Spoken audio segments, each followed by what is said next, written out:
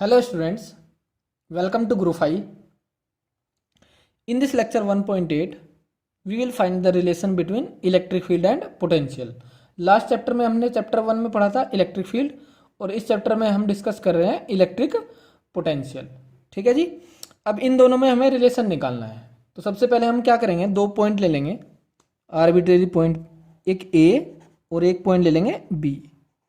Suppose in दोनों के बीच का जो डिस्टेंस है वो मैं डी आर ले लेता हूँ और ए से बी को मिलाने वाली जो लाइन है उसके अलोंग जो वेक्टर है उसको मैं ले लेता हूँ वेक्टर डी आर।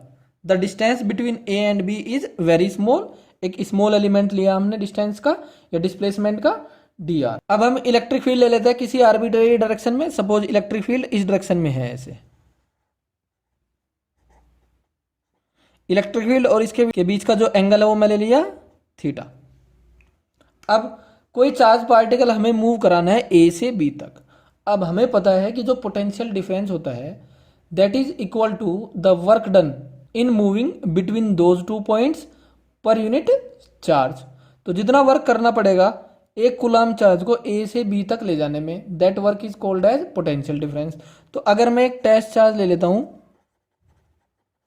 Q और उसको ए से बी तक मूव कराता हूं और वर्क कैलकुलेट कर लेता हूं, so that work upon charge will be equal to the potential difference between A and B. Suppose यहां पे मैंने पोटेंशियल मान लिया वी ए और यहां पर पोटेंशियल मान लिया V B. Okay, so V B minus V A किसके बराबर हो जाएगा, ए से बी तक ले जाने में चार्ज पार्टिकल को जितना वर्क करना पड़ा that work upon charge. Okay, अब जो V B minus V A है वो मैंने मान लिया small potential difference D V. Work done कितना होगा, F external dot D R upon Q. अब चार्ज पार्टिकल को हमें कैसे ले जाना होता है एक जगह से दूसरी जगह, with constant velocity to find the potential. क्योंकि काइनेटिक एनर्जी अगर उसकी चेंज हो गई तो जो हमने वर्क किया कुछ काइनेटिक एनर्जी में कन्वर्ट हो गया।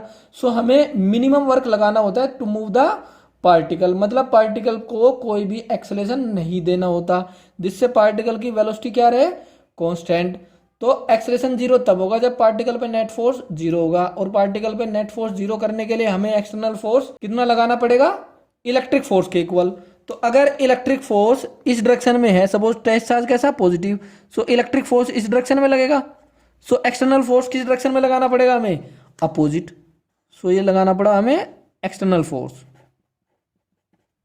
सो एक्सटर्नल फोर्स किसके इक्वल हो जाएगा, minus F E. So that net force जो चार्ज पर होगा वो zero. That's why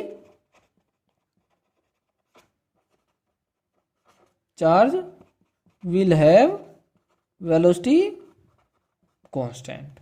okay, F external की वैल्यू यहां से पुट कर देंगे। सो ये हो जाएगा minus F E dot D R upon Q. Force electric force upon charge क्या होता है, इलेक्ट्रिक फील्ड। तो ये हो जाएगा minus E dot D R. So this is the relation between electric field and potential. अब इसमें कुछ प्रॉपर्टी बहुत इंपॉर्टेंट है। पहली, अगर मैं इलेक्ट्रिक फील्ड इसके अलोंग ले लेता हूं या मैं मूव करता हूं इलेक्ट्रिक फील्ड के along suppose, so if D R is along E, so D V क्या हो जाएगा, minus E D R. So D V की वैल्यू कैसी आ जाएगी, निगेटिव। इसका मतलब फाइनल पोटेंशियल इनिशियल पोटेंशियल से कम है। मतलब इलेक्ट्रिक फील्ड की डायरेक्शन में अगर हम मूव करेंगे तो पोटेंशियल क्या होगा, decrease. So the potential decreases along the direction of electric field। Second property, electric field suppose इस डायरेक्शन में और डिस्प्लेसमेंट सपोज इस डायरेक्शन में, दोनों के बीच का एंगल कितना, theta. So D V equal to क्या हो जाएगा, minus E dot D R equal to minus E D R cos theta. अब dv क्या है, चेंज इन पोटेंशियल। और ये मैक्सिमम कब होगा चेंज, जब कोस थीटा की वैल्यू क्या होगी, मैक्सिमम। कोस थीटा की मैक्सिमम वैल्यू क्या होती है 1, और वो कब होती है theta equal to 0। So D V equal to क्या हो जाएगा minus E D R. So ये क्या है चेंज इन पोटेंशियल। और मैक्सिमम कब होगा, जब डिस्प्लेसमेंट इलेक्ट्रिक फील्ड के अलोंग हो। सो इलेक्ट्रिक फील्ड की डायरेक्शन में पोटेंशियल घटता तो है, लेकिन मैक्सिमम चेंज आता है पोटेंशियल में, इधर भी घटेगा इधर भी घटेगा, और इलेक्ट्रिक फील्ड के अपोजिट ऐसे जाएंगे तो पोटेंशियल इंक्रीज होगा, लेकिन इलेक्ट्रिक फील्ड की डायरेक्शन में हम मूव करेंगे तो डिक्रीज होगा। लेकिन मैक्सिमम डिक्रीज कब होगा, जब डिस्प्लेसमेंट इलेक्ट्रिक फील्ड के अलोंग हो। अगर किसी एंगल पे होगा तो डिक्रीज तो होगा लेकिन कम होगा, लेकिन इलेक्ट्रिक फील्ड के अलोंग मैक्सिमम डिक्रीज होगा, क्योंकि कोस थीटा की वैल्यू क्या होगी मैक्सिमम, तो चेंज क्या आएगा maximum. So change in potential is maximum along the direction of electric field. अब ये चेंज कैसा है, क्योंकि पोटेंशियल डिक्रीज हो रहा है, सो हम इसको करेक्टली ऐसे लिख सकते हैं, पोटेंशियल डिक्रीजेज स्टीपेस्ट। स्टीपेस्ट का मतलब सबसे ज्यादा, maximum, along the direction of electric field. तीसरी प्रॉपर्टी, अगर इलेक्ट्रिक फील्ड यूनिफॉर्म है और हम इलेक्ट्रिक फील्ड के अलोंग मूव कर रहे हैं तो हम ऐसे लिख सकते हैं D V equal to minus E D R, और इलेक्ट्रिक फील्ड है uniform, so this can be written as minus D V by D are.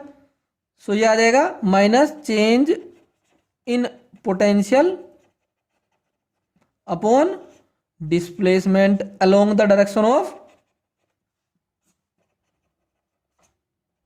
Electric field. और अगर मैग्नीट्यूड लें तो सिंपली ऐसे लिख सकते हैं, इलेक्ट्रिक फील्ड का साइन के साथ ना लें। So change in potential upon displacement along electric field, केवल मैग्नीट्यूड ले, क्योंकि डायरेक्शन तो हमें पता है इलेक्ट्रिक फील्ड की कौन सी डायरेक्शन होगी, जिस डायरेक्शन में पोटेंशियल डिक्रीज होगा। तो इसका एक एग्जांपल लेते हैं। सपोज ये प्लेट्स है हमारे पास, एक पे पॉजिटिव चार्ज और इस पे निगेटिव चार्ज। ये प्लेट ए है और ये प्लेट बी है। सो अगर हमें V B minus V A या V A minus V B calculate करना है तो चेक कर लेते हैं कितना होगा। इलेक्ट्रिक फील्ड क्या होता है, प्लस से माइनस की तरफ को, और वैल्यू कितनी होती है सिग्मा अपॉन एप्सिलॉन नोट। सो अगर हमें इलेक्ट्रिक फील्ड लिखना है सो क्या हो जाएगा, change in potential per unit distance. So किसका पोटेंशियल ज्यादा होगा, इसका, क्योंकि इलेक्ट्रिक फील्ड की डायरेक्शन में तो पोटेंशियल घटता है। सो बी का कम होगा और ए का ज्यादा होगा। सो इलेक्ट्रिक फील्ड का magnitude sigma by epsilon not equal to change in potential V A minus V B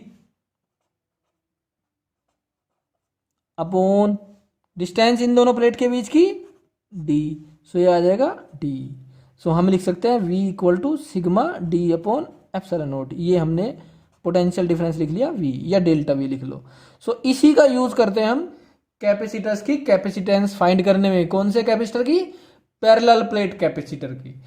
सो इसको हम कंप्लीटली डिस्कस करेंगे कैपेसिटर्स वाले सेक्शन में, जब हम कैपेसिटर्स को डिस्कस करेंगे, और वो भी पैरेलल प्लेट कैपेसिटर।